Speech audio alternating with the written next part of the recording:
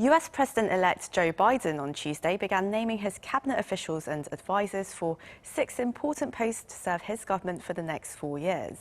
With his pick of nominees for Secretary of State, National Intelligence Director, Homeland Security Secretary, National Security Advisor, and envoys for climate change and the United Nations, Biden declared that America is back. The candidates appear to reflect the diversity, strength of experience and diplomacy that will undo 4 years of President Trump and America First. We discussed today how these key figures would lead the country's foreign policy, and for this I'm joined by Charles Zeldin, Professor of History and Political Science at Nova Southeastern University. Very good to have you back on our show. Thank you. We also connect with Brendan O'Connor, Associate Professor of American Politics at the University of Sydney. It's lovely to see you again. Good to be with you. And well, Dr. Zeldin, let's start with you. So what do you make of Joe Biden's pick of cabinet nominees? How do you think they really set the tone for the incoming administration, especially compared to the previous Trump administration? And how do you think Biden's pick for Secretary of State, Antony Blinken in particular, compares with Trump's first Secretary of State, Rex Tillerson? Well, what Biden did is the best way to put it is he's saying institutions matter. What matters is the State Department. What matters is the intelligence branches, and that the people who run those organizations need to be part of it. And so he's picked people, all of whom have had experience working in those departments, State Department, CIA, National Security Council, and often serving as the number 2 person. So these are people who have been at the table, who have given advice to a vice president and sometimes the president, and who have the support or will have the support of the everyday staff in these organizations. So especially with Blinken, what you're getting is somebody who has been in the State Department and who should be able to get the support of the rank and file diplomats, something that none of Trump's Secretary of States have had. And I think Biden thinks this is going to lead to a rebirth of America's impact on the international stage. Right, so he's really bringing back stability of institutions and picking insiders who know the ins and outs of Washington, as opposed to people like Rex Tillerson, who are really considered the outsider. Well, yeah, Tillerson was a competent individual, but not competent to be Secretary of State. Mm-hmm. And Blinken definitely has those competencies. Well, Dr. O'Connor, I'd love to hear your thoughts on this as well. How do you think Biden's candidates really set the tone for the incoming administration's foreign policy in particular? What kind of message is he sending out to the rest of the world?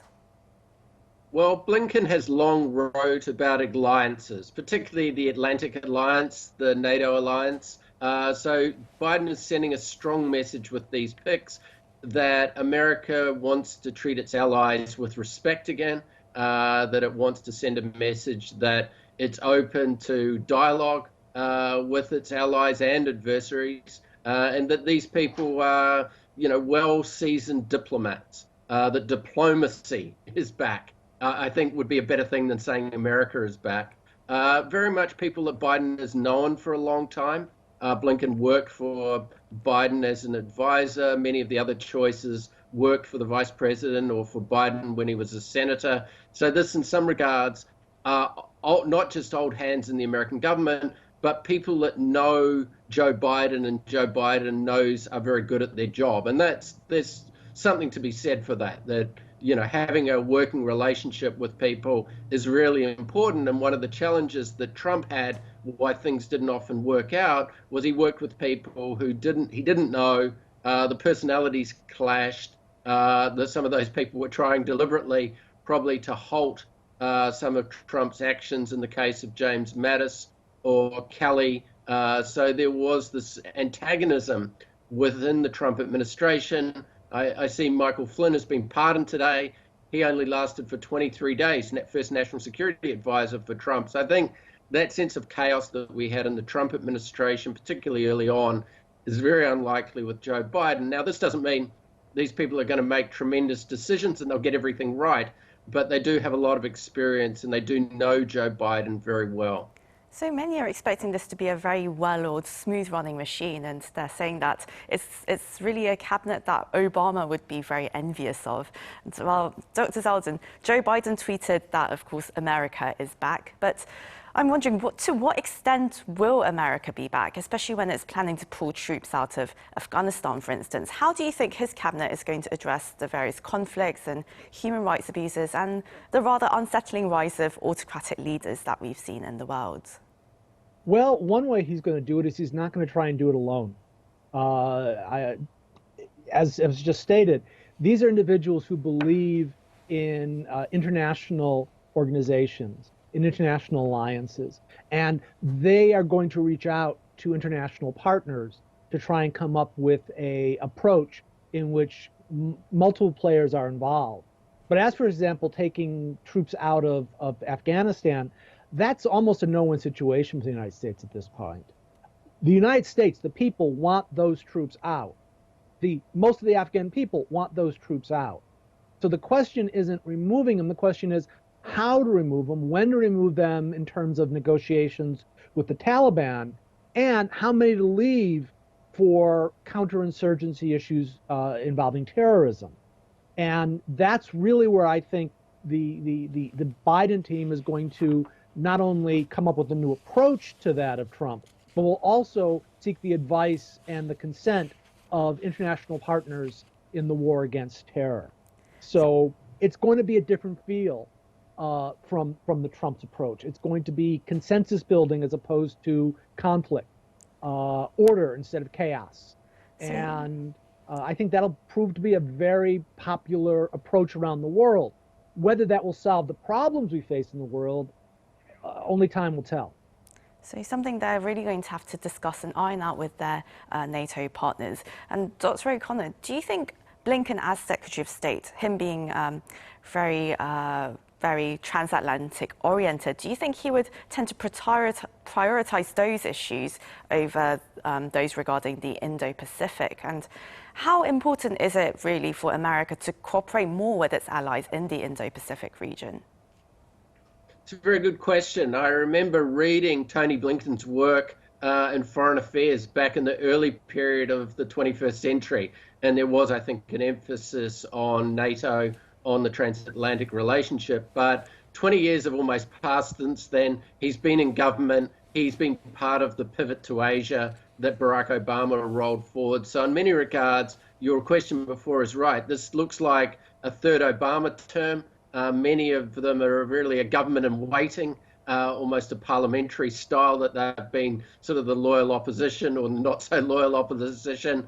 I think Blinken and others within the foreign policy kind of establishment of Biden's administration will really have to focus their attention on Asia. Anyone in the United States who doesn't realize this really is where the center of world power is, the sort of Pacific relationship, probably wouldn't have been chosen by Joe Biden. That's where the action is. That's where the biggest challenges are. And that's where I think American diplomacy will rightly focus. It won't be on the transatlantic relationship. Sure, allies will be wanted.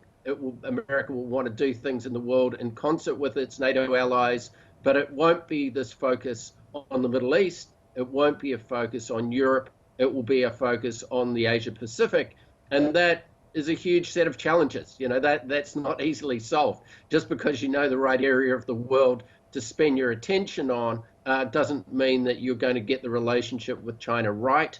That is just such a challenging relationship. So that, of course, will be one of the huge challenges for a Biden presidency. And one particular challenge, of course, is North Korea. And Dr. Zeldin, with the Trump administration, we saw very conflicting messages from the National Security Advisor and the State Department on North Korea policy. Do you think things are going to be more consistent or stable with the Biden administration, especially having Jake Sullivan, who's more knowledgeable about Korean Peninsula, as National Security Advisor? Yeah, definitely more consistent, definitely with a greater sense of clarity. The question is, will it work or not? And what I think you'll see is probably something a little more akin to the tense but not over the top relationship the United States had with North Korea under Obama. You know, Trump reached out to North Korea and got what he wanted out of it, but at the same time, North Koreans got what they wanted, was time and space to enhance their weapons of mass destruction and their status in the world. And I think it's going to be a contentious situation, but not necessarily because that's what the Biden administration wants, but because that's the reality on the ground in North Korea. But what will happen is that everyone involved in that situation, in Asia and in the world, will have a much clearer idea of where the United States stands on these matters. And as a result, will have a better idea of what's going to happen and how to respond themselves. And no dramatic bromance to complicate things or confuse everyone. Dr. O'Connor. Not at all. Not unless Kim really likes gumbo. Right. Well, Dr. O'Connor, how do you think Blinken and Jake Sullivan would approach the North Korea crisis and the, of course, the denuclearization deal? Well, I think these people are seasoned diplomats, seasoned foreign policy hands, and they are not going to want to see, Kim Jong-un in a photo opportunity in the DMZ. That is not going to happen with Biden.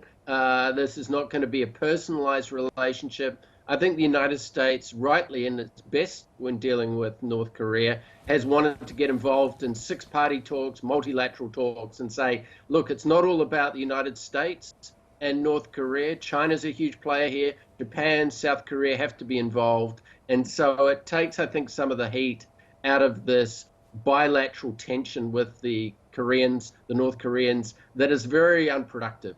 And it really over-personalized the relationship that Trump had with Kim Jong-un. That is, I think, the opposite of what is sensible and what Biden, I think, will be drawn to.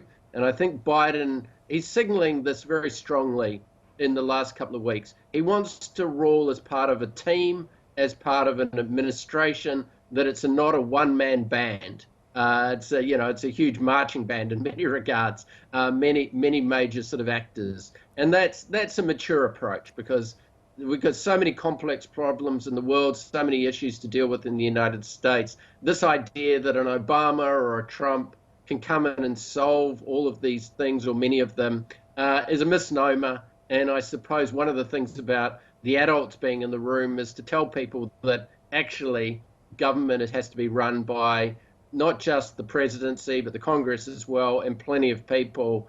And there's no messiah, unfortunately. And Dr. O'Connor, well, you spoke about a more mature approach, and in that sense, do you think having more seasoned officials like John Kerry, who served as Secretary of State between 2013 and 2017, would help diffuse tensions with countries like China? Of course, he was nominated for the position of climate envoy, but still, do you see any positive signs there? Well, Kerry at 76 years old, Biden has just turned 78. It is an administration of the mature, isn't it, to put it sort of politely. People who know the Chinese very well. Kerry was Secretary of State, longtime American senator.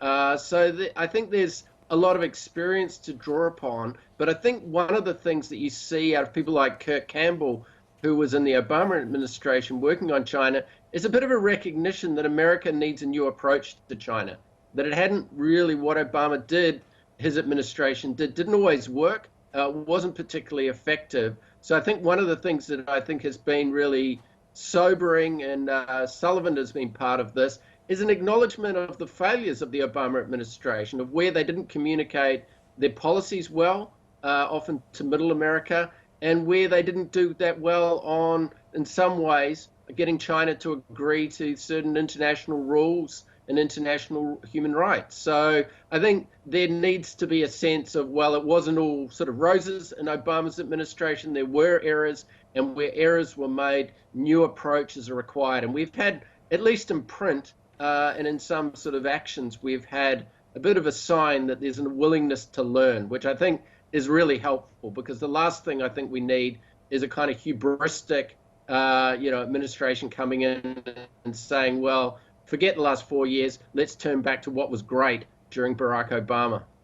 Because, well, what the world wants to see from America coming back to the world is really standing for those human rights issues, standing for globalism that it's been, standing for all of these years. And, well, Dr. Zeldin, before we go, it looks like Joe Biden's really filling his cabinet with very experienced moderates. I mean, do you think he's playing it safe just in case the Senate races in Georgia lead to a Republican majority in January? I'm not sure. I think he'd have chosen people like this anyhow. Where the Senate situation is having a big impact is that even if the Democrats win the 2 seats in Georgia, they're going to have a 50-50 split in the Senate. So that means that senators who potentially could have been cabinet members in a Biden administration simply were dropped from the list. And I suspect in the end that was a good thing for Biden, because then he has an excuse to say to various players in the Democratic constituencies, sorry, we can't use you. We'll have to bring in somebody who agrees with your philosophy, somebody who's younger, experienced, but not former senators or current senators, but rather people who have worked in the administration at the next level down and are ready to move up and take a leadership role. So while it's true that Biden and Kerry are in their 70s, if you look at the others that he's appointing, they're all individuals roughly in their 50s and who are sort of at the prime age to be taking leadership of national security, foreign policy, and I suspect the same thing will be said for domestic policy as well. So, well, we're expecting to see more of these appointments take place in the coming weeks, and, well, we'll have to wait and see who those candidates are. But this is where we wrap up the discussion today. That was Charles Zeldin, Professor of History and Political Science at Nova Southeastern University, and Brendan O'Connor, Associate Professor of American Politics at the University of Sydney. Thank you both so much for joining us. Thank you. My pleasure. And to our viewers, as always, thank you for watching and have a lovely day or evening wherever you are. Bye-bye.